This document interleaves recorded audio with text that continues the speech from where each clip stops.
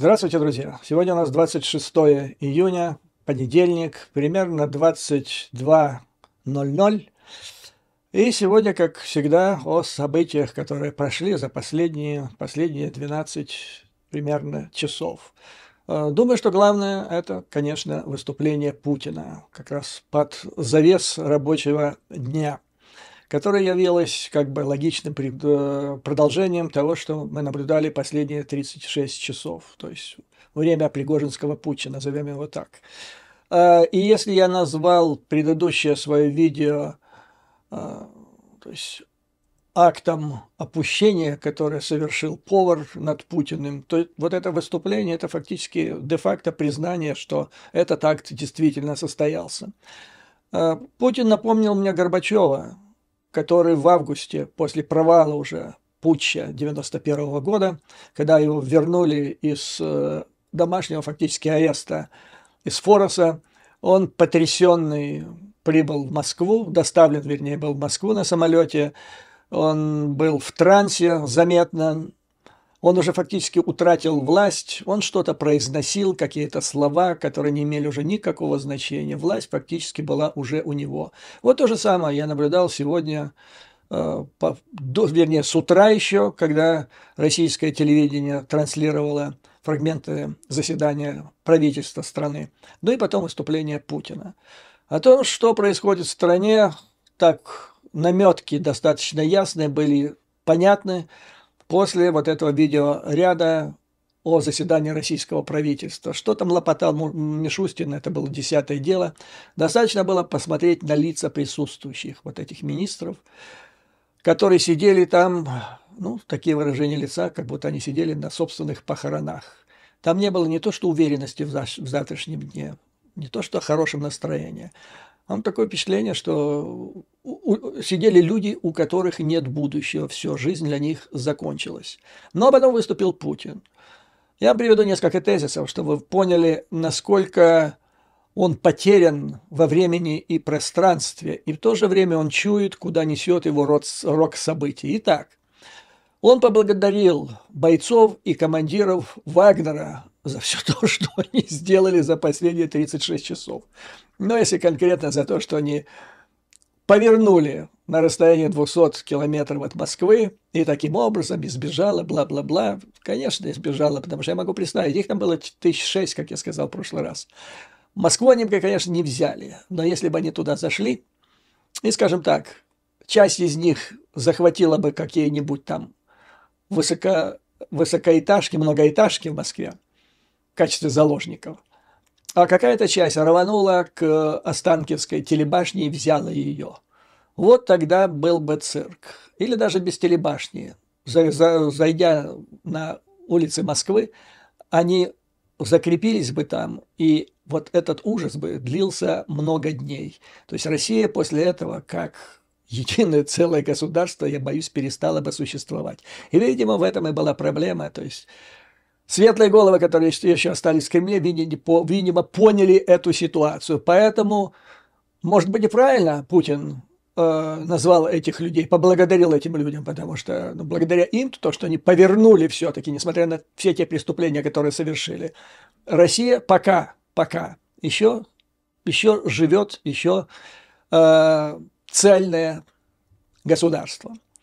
Затем, значит, он поблагодарил военнослужащих, за что непонятно, потому что, вот с моей точки зрения, самое потрясающее, что свершилось благодаря или усилиями Вагнера, это был захват Ростова. То есть группа зэков, ну, хорошо подготовленных, отчаянных зэков, вооруженных неплохо, фактически без единого выстрела в течение, ну, прямо практически моментально захватила город, который является базой армии, самой боеспособной армии в вооруженных силах Российской Федерации и ее штаб. И все это было сделано без единого выстрела. Это потрясающе. То есть вот эта победа должна войти в аналы в истории. Потому что я такого как-то не припомню в истории человечества. Это высочайшее, конечно, искусство, и не зря Пригожин похвастался этим. Затем, значит, Путин поблагодарил сотрудников спецслужб, тоже непонятно, за что он поблагодарил. То есть для него этот путч оказался неожиданностью. Если бы он американцев поблагодарил, понятно, американцы это предвидели и даже докладывали своему руководству. А вот ФСБ, по-моему, спало. Ну и, наконец, он поблагодарил российский народ, который оказался сплоченным, как раньше говорили, вокруг партии и правительства, то есть вокруг режима и Кремля. Это религиозная, неправительственная организация, ну и вообще российский народ. Он говорил это, как будто он не видел, но я, может быть, и не видел, кадров братания ростовского народа с бойцами Вагнера, когда они вернулись обратно и уже покидали Ростов. То есть фактически или у него в голове полная разруха, или ему некуда деваться. Он лизнул специально всех практически, кого можно. И правительство, которое принимало решения вовремя, спецслужбы, военнослужащих. То есть это была речь человека, который вроде бы собирается уже уходить или понимает, что его скоро уйдут. Ему надо сохранить хорошие отношения. Он никого не ругал. Абсолютно. Даже вагнеровцев. Единственный, кто оказался там негодяем, это вот те, которые организовали. Хотя он не назвал фамилии, понятно, что это был Пригожин. Это враг, который нанес удар. И единственное, на кого он работал, на развал страны в сложнейшее время в интересах этих так называемых укронацистов и их покровителей, и хозяев с Запада, из Вашингтона, которые терпят неудачу в контрнаступлении. Вот оно, оказывается, для чего все было задумано. Ну, тем не менее, хоть он и сказал, но маломальски, не то что доказательства, он даже доводов в подтверждение этой безумной мысли не привел, потому что его не было. Потому что для того, чтобы его не было, американское правительство, предшествующие 36 часов, предпринимало особые и специальные меры. Я как раз крутился вот в это время в среде вашингтонской журналистики, там интервью давал, слышал, видел, что происходит. Значит, что происходило в американском правительстве 36 часов. Как только начался мятеж, была собрана в ситуационной комнате группа Байден, его советники ближайшие во внешней политике. Первое решение, которое приняли: мы должны сделать все так, чтобы у Кремля, у Путина не было повода перевести ответственность за то, что происходит в России, на негодный объект. Имелось в виду, чтобы он не смог обвинить никак Запад в организации этого. Потому что, мы знаем, что это излюбленный прием Кремля кого-то обвинить. И часто это получается. Вот та же самая война в Украине. Почему она происходит по большому счету? Потому что банда захватила страну, банда ее разворовала. В результате этого росло какое-то недовольство, рейтинги падали, для того, чтобы их поднять, надо был враг, и вот там пошло, и дошло до вот нынешней ситуации. Из-за того, что враг, всегда переводит на внешнего врага. Так вот сделала администрация все, чтобы на этот раз это не случилось. Каким образом? Госдепартамент занял позицию: никаких комментариев вообще о происходящем в России. Затем он разослал во все посольства Соединенных Штатов инструкции не вступать ни в какие контакты с местной прессой, а если будут местные власти обращаться, то есть правительство стран пребывания, с просьбой обсудить, не идти ни на какие обсуждения, никакие контакты. Это вот пусть в России этим делом занимается. Смысл был в чем? Смысл был в том, что в свое время сделал еще Петр I, если вы помните, да? Когда он сначала постриг боярам бороды, а потом заставил их ходить на ассамблеи, на вечерние тусовки, где они выпивали изрядно Бахуса, предавались Бахусу, да? И при этом он предписал им обязательно говорить, не молча сопеть в рюмку или в тарелку, обязательно говорить, дабы дурь каждого видна была.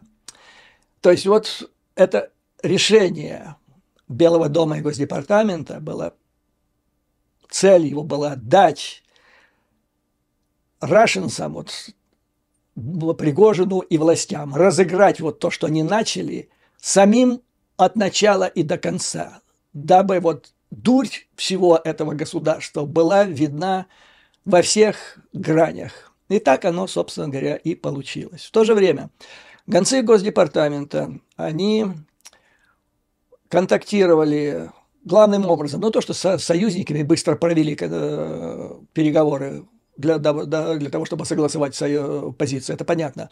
Они еще вступили в контакт с руководством стран, которые до сих пор занимали или нейтральную, или даже где-то симпатизирующую Кремлю позицию. То есть те страны, которые не объявляли санкции, не осуждали Россию. И по истечению вот этих 36 часов, когда Вагнер повернул от Москвы, произошла новость из Госдепартамента, что эти усилия обернулись большим успехом. То есть в ответ месседжа Белого дома и Госдепа: ну теперь вы видите, с кем вы связались? Оттуда: да, видим, надо с этим делом заканчивать. То есть мы можем надеяться в ближайшее время увидеть конкретные реальные изменения на международной арене, перестройка, так сказать, коалиции. Я вам напомню, что единственный, кто поддержал на мольбы Путина, ответил на мольбы Путина желанием помочь ему, это был сын президента Уганды, который возглавляет, там, по-моему, до сих пор он то возглавляет, то не возглавляет спецслужбы. Он сказал, что готов послать туда отряд командос для спасения Путина. Вот и все. Остальные послали нафиг или лесом. Даже Эрдоган, которого исказили в российских средствах массовой информации, что он поддержал Путина, согласно китайским источникам, он сказал Путину: я надеюсь, что вы будете применять рассудок при решениях в связи с развивающейся ситуации.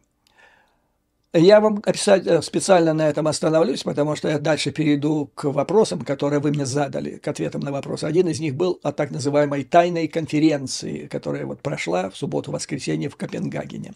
То есть американцы решили этот вопрос, закончился день чем? Режим практически Путин утратил власть, но он еще при ней, где-то лежит, так сказать, на ней. Но сомнение такое было, то есть мнение было такое, что долго это продолжаться не может. Скоро это как-то должно перейти к логическому завершению. То есть он должен уйти, или его должны уйти и так далее. И сегодняшний день выступление Путина фактически подтвердило, что американцы на правильном пути. На что еще хочу обратить внимание. Вот за эти 36 часов я не услышал в американских средствах массовой информации никакой конспиративной теории, никакой ерунды о каких-то заговорах, о каких-то там страшных, кто с кем, кому сказал. Все, мне очень понравилось. Так, все трезво, взвешенные оценки и в целом правильные. То есть должен вам сказать, что с 24 февраля прошлого года качество экспертизы в политическом экспертном сообществе Соединенных Штатов Америки в отношении России значительно улучшилось. И слава богу. Перейдем. Да, вот еще значит, вторая важная мысль, на которую обращали внимание в Белом доме, в Госдепартаменте. Необходимо все-таки проявлять осторожность, потому что крысеныш, крыса, загнанная безнадежно в глухой угол, обладающая крупнейшим в мире арсеналом ядерного оружия. Другое дело, может ли оно летать или реально взрываться, но оно валяется. Его можно взорвать просто там, где оно есть, и уже будет плохо многим. Им будет плохо, но и окружающим, и так далее.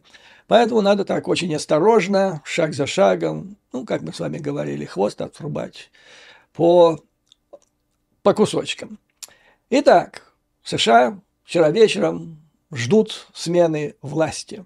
И тут, значит, сегодня выступает Путин, который фактически, как, значит, мы только что обсудили с вами, фактически подтверждает, что он где-то на пути к выходу. Что происходит параллельно в это же время? Вот мне присылают такие озабоченные, что ли, вопросы, взволнованные, там говорят, тайная конференция в Копенгагене, где должен был решаться вопрос о Украине, без Украины, что такое. Значит, докладываю, господа.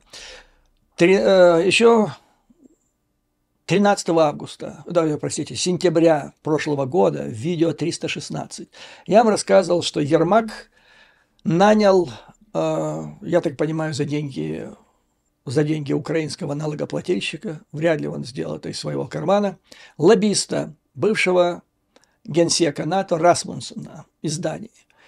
И они вот тогда в сентябре презентовали доклад, типа предложение, как разрешить ситуацию, вот, войну, как выйти из нее, что нужно сделать. Я проанализировал для вас этот документ, можете послушать обратно.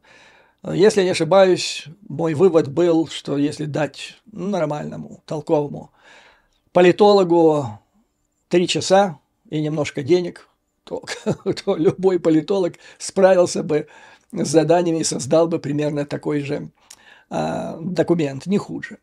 То есть тогда, с моей точки зрения, вся вот эта мутата по поводу... Да, это еще окрестили комиссия Расмуссен-Ермак.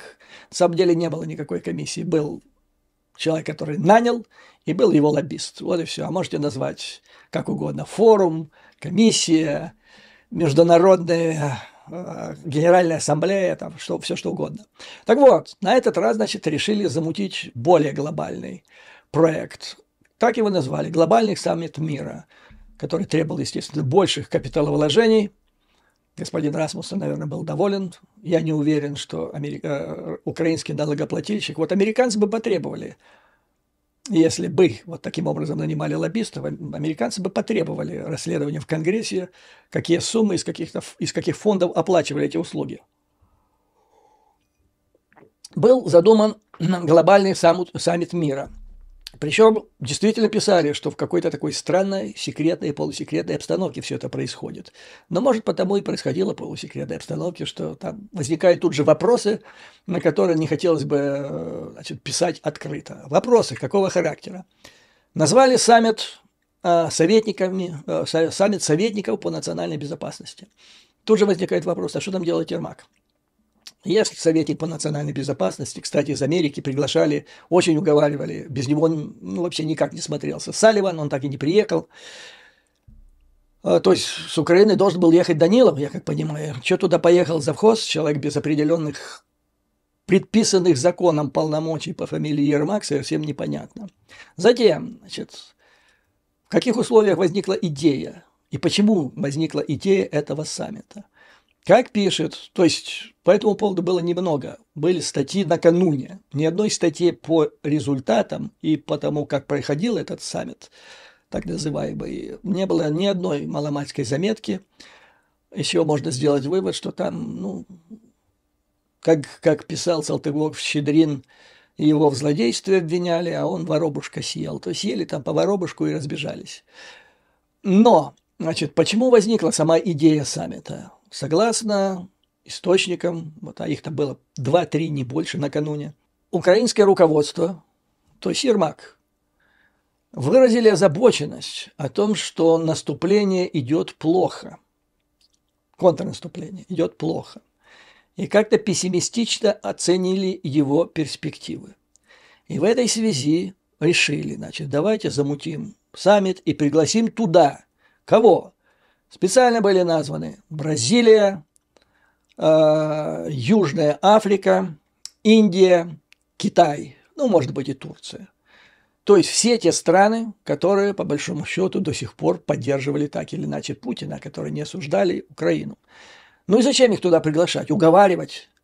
То есть с ними можно было бы работать. Да, еще Южная Африка там должна была. Да вот буквально пару недель назад к вам приезжала делегация из Африки. Там главный был господин Рамафоса из Африки. Я помню, я смотрел этот видеоряд, он зачитывает выступление, а президент Зеленский как-то так и мне показалось, может, показалась такая, несколько высокомерная усмешка, мол, типа, а вы наши 10 пунктов читали или нет?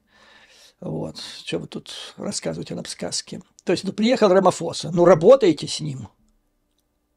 В чем проблема? На самом высоком уровне доказываете необходимость принятия плана Зеленского. Незадолго до этого прилетал личный представитель президента Бразилии в Киев. Работаете, кто вам мешает, доказываете это все. И тоже как-то так, ничем это не получилось. То есть, когда так просто вот приезжают в Киев бесплатно, и можно с ними работать, как-то вот не получается. А вот если замутить глобальную международную конференцию, на которую приедут, а приехали вот из Китая, предложили там, Китай сказал, что сначала какого-то шнурка пришлют, а потом сказал, вообще не приедет, и не приехает, насколько я понимаю. То есть, должны были приехать, ну, никто, понимаете?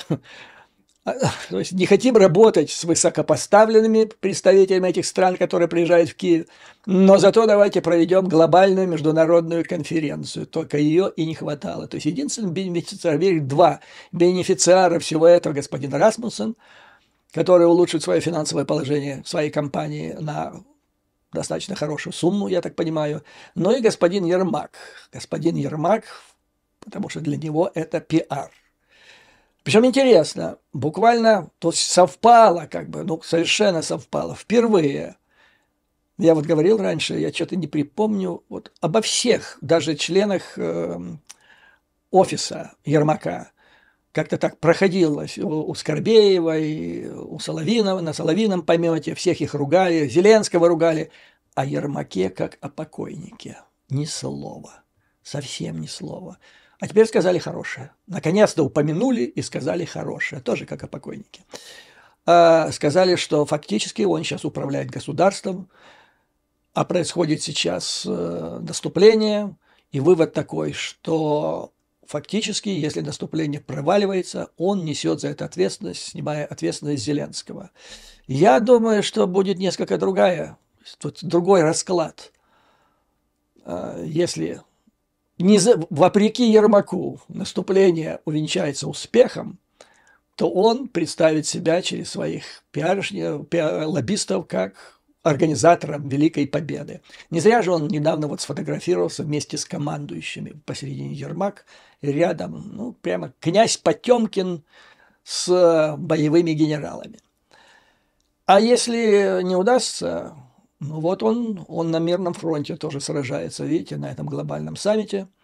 Вот. Ну, а потом, как это было с вагнеровцами, может выйти президент Зеленский опять возьмет удар на себя, скажет, нет, это неправда, я всегда возглавлял этого государства, руководил, так что я несу ответственность на этом деле. Короче говоря, вот тайный характер этого, полутайный, этого мероприятия, с моей точки зрения, объясняется тем, что это мутата фактически была ненужная по существу, кроме, как я уже сказал, 2 человек, один из которых Ермак, но тенденция настораживает. Потому что, ну, мы же помним, как вот, опять-таки, Ермак же тогда наверняка руководил переговоры в Стамбуле, которые закончились каким-то документом, который узнает через много месяцев после этого, согласно которому там столько наобещано в Москве. И ни с кем это не было согласовано сейчас. О чем Ермак договаривается? То есть в воюющей стране, судьба которой решается сейчас на поле боя, где гибнут люди, слуга народа должен отчитываться перед этими людьми за каждую формулировку, а не делать себе пиар за спиной государства. В общем, я вижу, так сказать, нехороший аспект этого так называемого саммита мира. Салливан, кстати, туда так и не полетел, потому что появились дела поважнее. Это вот Пригожинский путч, в ходе которого, как я вам уже сказал, Госдепартамент провел блестящую работу, которая стократно перекрыла, значит, то есть решила те задачи, которые только собирались обсудить в Копенгагене. Ну и, наконец, как же без конспиративных теорий, тем более такое событие, Пригожинский мятеж, несколько слов о них.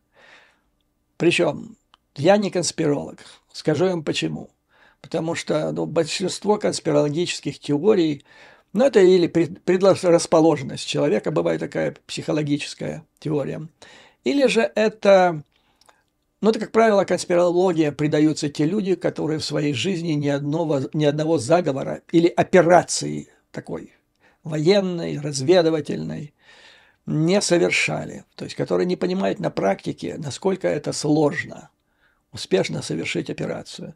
Я вам скажу так, вот есть операция по связи в разведке, называется моментальный контакт, когда в один прекрасный день, значит, из двух сторон города выходит с одной стороны разведчик, с другой агент, и они проверяются на маршруте, иногда эта проверка длится 3 часа, ну вот где-то 3 часа это длилось в 80-е годы. Машина, пеший, общественный транспорт. И потом они встречаются, должны встретиться в одном месте, которое называется мертвая зона, в которой они исчезают на 3-5 секунд от, если за ними идет наружное наблюдение, несмотря на всю проверку, все-таки не заметили, идет. То есть они должны оторваться, потеряться из виду наружного наблюдения, идущего сзади, и совершить, значит, передачу информации, пленки там или чего-нибудь маленького, небольшого, из рук в руки, и каждый дальше своим. Так вот, очень этому обучают, и не всегда это удается, это очень сложно. А организовать вот такую операцию, как Пригожин, это может быть, причем успешно.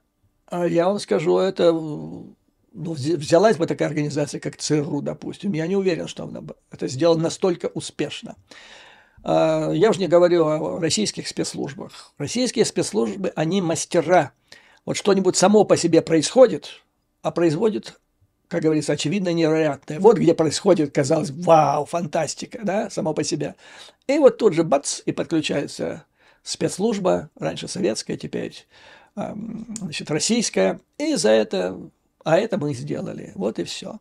Короче говоря, я не верю в эти теории во все, но разберем. Значит, первое, что меня спрашивают, прошла где-то мысль о том, что возникла угроза того, что Вагнер захватит склад с ядерными боеголовками где-то. США запаниковали, якобы вступили в контакт с Китаем, Китай с Северной Кореей, и Китай якобы с Северной Кореей уже начал предпринимать конкретные шаги с тем, чтобы Россия, то есть Путин, отдал всю ядерную триаду России, Китаю и Северной Корее.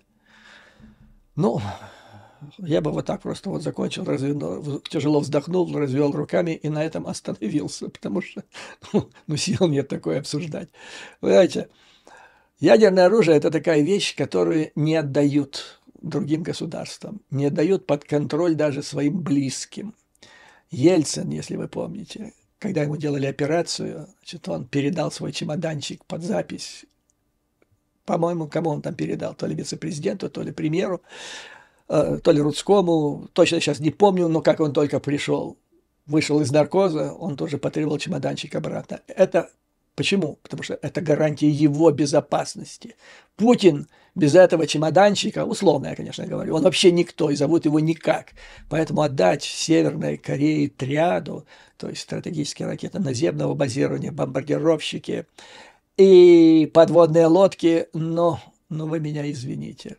Да и у Китая в голову бы такое бы не пришло, потому что для американцев, да, это головная боль. Но даже в 90-е годы, когда, то есть, Россия лежала, она существовала благодаря Америке, ножкам Буша, потому что если бы не они, то Россию бы разодрали бы голодные бунты. Тогда реально есть было нечего. То есть не надо было воевать с Россией, надо было не поставлять бесплатно гуманитарной помощи, вот эти питание, ножки Буша, и можно было бы просить эти ядерные головки, просто их бы к чертовой матери отдали, только за гарантию, чтобы американцы обеспечили безопасность семьи Ельцина и там какого-то количества высших чиновников.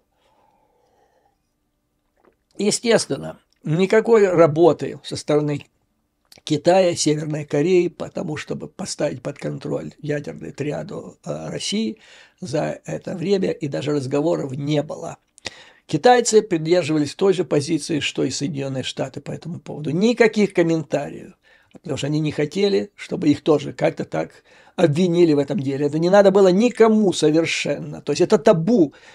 Делайте, идиоты, все, что угодно там, только нас это не касается. Мы не хотим быть в этом замараны. Единственное, что сделали китайцы, значит, вот в конце, во второй половине воскресенья, они вызвали из Москвы Тяпкина-Ляпкина, в лице замминистра иностранных дел, который доложил о сложившейся обстановке. Вот, собственно говоря, и все. Следующее. Много вопросов. А вот теперь опасность. Вагнер будет передислоцирован в Белоруссию и оттуда будет представлять угрозу для Украины. Господа, Вагнер ушел уже с территории Украины. Он был на территории Украины. И много месяцев он вел тяжелейшие бои, штурмовал Бахмут. То есть, что такое Вагнер, ВСУ уже испытало и знают. Теперь Вагнер свалил из Украины. То есть, даже если он передислоцируется в Беларусь, но все-таки он уже на другой стороне. Он уже не на территории Украины, он не ведет боевые действия. Уже легче как-то. А что там будет он атаковать или нет, это уже второй вопрос. То есть, пока легче. То есть, опять конспиративная теория, что все это замутили для того, чтобы Вагнер перекинуть в Беларусь, для того, чтобы там он оттуда представлял опасность. Но это, господа, я считаю так, как вот правой рукой чесать левый угол. То есть левое ухо. А почему его так просто нельзя было туда перекинуть и все? Более того, начали... То есть сейчас же еще враг распространяет масса всевозможных теорий, смысл которых запутать то, что происходит на самом деле. Второе. Россия, то есть Путин оплевал Россию, скомпрометировал до невозможности. Ну, просто до невозможности. Народ здесь, в Вашингтоне, в шоке. Всегда была переоценка России экономической, там, политической, не говоря уже военной. А здесь, просто народ говорит, и китайцы, я сегодня с китайцами говорил, они в шоке. Что же это за страна такая? Я им долго рассказывал, что такое Путемкинская деревня. Они, теперь мы поняли. Вот. Поэтому, распространяются всякие, будут распространяться теории, которые будут доказаны, что это все придумали. Как Высоцкий писал, это все придумал Черчилль в 18 году. То есть это не просто так. Это умные люди, все нормально. Не думайте, что мы идиоты, мы очень умные. Вот. То есть запутать ситуацию, показать, что Россия не такая дохлая и Путин, как они есть на самом деле. Ну и запутать ситуацию, потому что Россия действительно в слабой, очень в слабой позиции. Надо теперь надуть опять щеки, опять блеф очередной изобрести. Они будут изобретать. Так, прошли с утра, я получаю сообщение о том, что в 200 километрах от Украины строится громадный лагерь для Вагнера. Вроде там еще об этом сообщал чуть ли не Радио Свобода. Затем китайцев читаю. Китайцы проверили эти сообщения через свои источники, сослались на них, говорят, что никаких признаков того, что ведутся какие-то работы. Лагерь, по строительству этого лагеря нет вообще. Следующая, идея. Вот теперь Вагнер будет переброшен, а там российское ядерное оружие, и Вагнер будет держать под контролем это ядерное оружие. И все. И Запад в ужасе. Вы представляете, Вагнер, это же эти отморозки, им в руки дадут ядерное оружие, и все. Мир в шоке. Трепещи Вашингтон, сходи с ума Лос-Анджелес, всем труба. Ребята, господа, успокойтесь, этого никогда не будет. Во-первых, потому что там нету ядерных боеголовок. Они не замечены до сих пор, их присутствие там. Поэтому нечего им давать. Но даже если бы они и были, то последнее, кому бы их дали, это Вагнер. Особенно после того путча, который они совершили. Именно потому, что они отморозки. Потому что представьте, что у него был бы ядерный заряд. Все. Но не всему миру, не Вашингтону, а Москве, Путину и всем остальным. Поэтому эти отморозки никогда не получат ядерное оружие, даже если оно там окажется. Если она даже там окажется, и Лука не получит, сколько бы они нам щеки не дувал, что я применю, там ничего не применит, потому что ничего ему не дадут. Дальше. Что с Вагнером, скорее всего, будет? Большой вопрос. То есть мне приходилось сталкиваться с зэками, в профессиональном плане по работе. Причем с рецидивистами, которые были в качестве агентов. И насколько я могу понять Пригожина, пойдя на эту авантюру, он обязательно должен был подстраховаться. Не на обещание чье-то, кто-то даст там ему гарантию, нет. У него должно быть что-то, которое должно было бы остановить Путина от кары, от убийства, расправы с Пригожиным.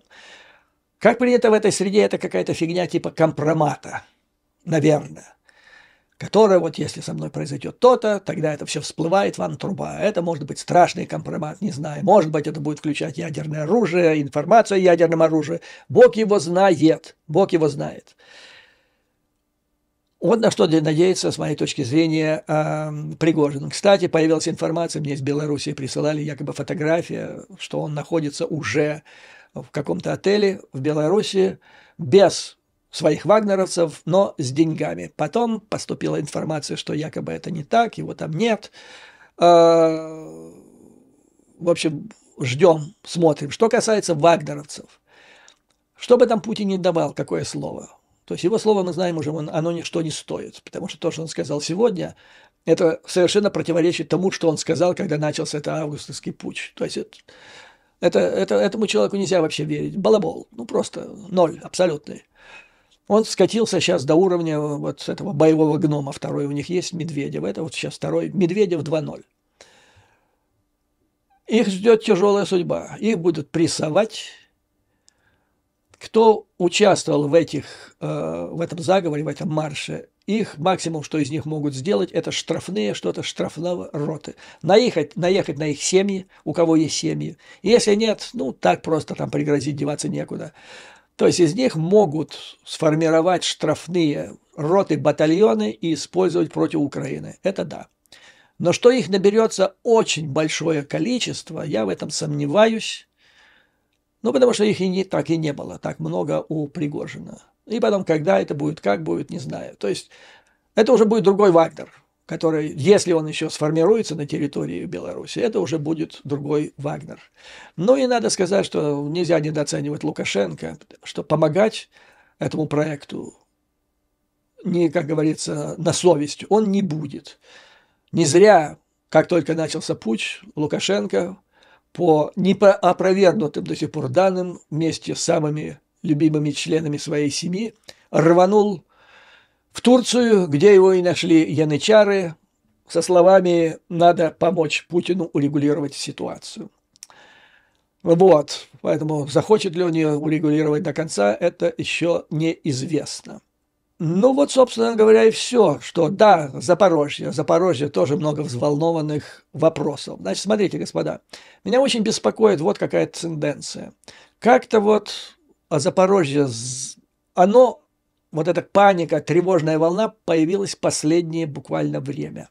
Примерно в то же время, когда у Ермака возникла идея проведения вот этого глобального саммита мира, который вызван, как пишет зарубежная печать, неверием в успех контрнаступательной операции. Но если по худшему варианту проанализировать ход событий, а не является ли это своего рода ходом конем? Смотрите, с одной стороны выражается сомнение о том, что операция идет хорошо, с другой стороны враг вот-вот жахнет по Запорожской атомной станции, надо договариваться. И вот для этого собирается в срочном порядке, повторяю, буквально там собирались все в последнюю минуту. Я скажу так, в пятницу еще не было известно, кто приедет. Списка стран, не то что представителей, стран представителей не было. Все было на скорую руку. И вот не пора ли договариваться? Вот это меня беспокоит. Почему? Потому что